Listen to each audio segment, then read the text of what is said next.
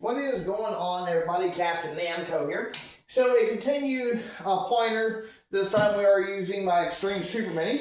We have an octopus right here by the chute, which you will see it. Yeah, you can barely see it right here off the side here. Before I do play this, I do want to throw a little disclaimer. If you guys are sensitive to flashing or strobing LED lights, please do not watch this video, because this machine has flashing LEDs.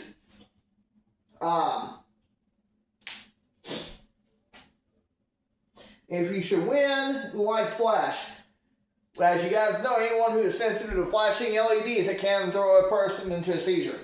So as we're going to do a continuation thing with the payout system. Every claw machine payout will behave differently.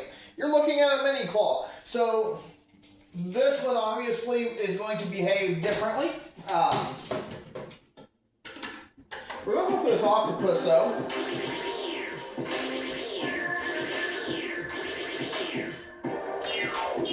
So right here, have you seen that let it go? But yet, and this is why I say always play near the prize chute. As you see just right there, exactly why. If you see a machine that's going to run on a payout, folks, scan the machine. It is a big thing. I always want to tell people to scan the machine.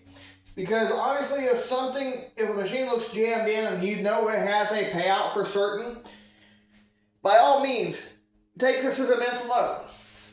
If you see something completely jammed in, don't even play it. Don't even try to dig it out. Because obviously with a claw machine that's got a payout rate, the claw is never going to be strong enough to dig something out until it's ready to pay out. Then you're going to be able to dig it out, you being as the player. Every claw machine also has various drop heights. This E-Lot has various drop heights. You can actually set it to where you have a timer which determines how long the claw hangs onto the prize before it actually lets go as the claw begins to rise. Whereas this one does not. It just has a randomized drop height, meaning one play it may be halfway up before it lets go, or it may be at the top, or it may be a few inches off the ground. So we're going to go for this guy up here, just to kind of get you an idea here. See that? That let it go, I don't know, a few inches up off the ground.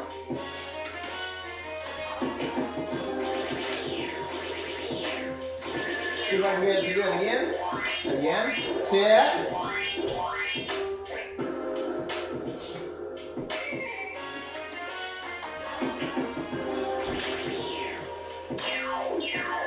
Perfect grab. See right there, it got all about, I'd say, fully all the way at the top. Now, obviously, anything light, please note that anything light, the claw machine may not pay attention to payout.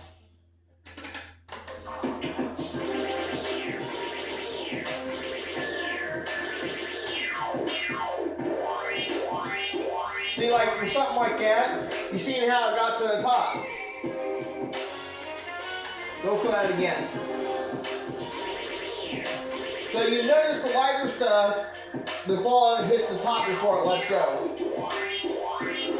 See that? Heavier stuff. Again, heavier stuff, it makes that drop height vary.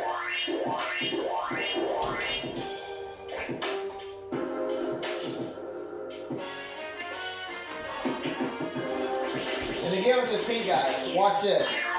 And you'll notice a big difference, see? There's a big difference in weight compared to that orange dude. And those are actually peeps.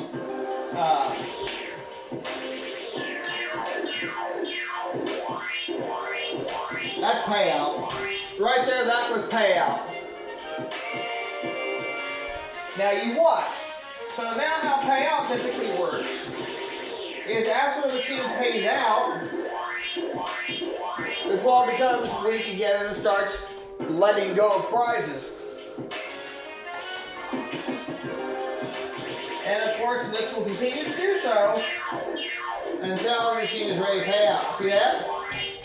And that's just a rubber ball, and it didn't even hardly pick it up. So yeah, please note, always try to find a machine if you know on a payout. Play to the prize shoot because you've seen what happened there.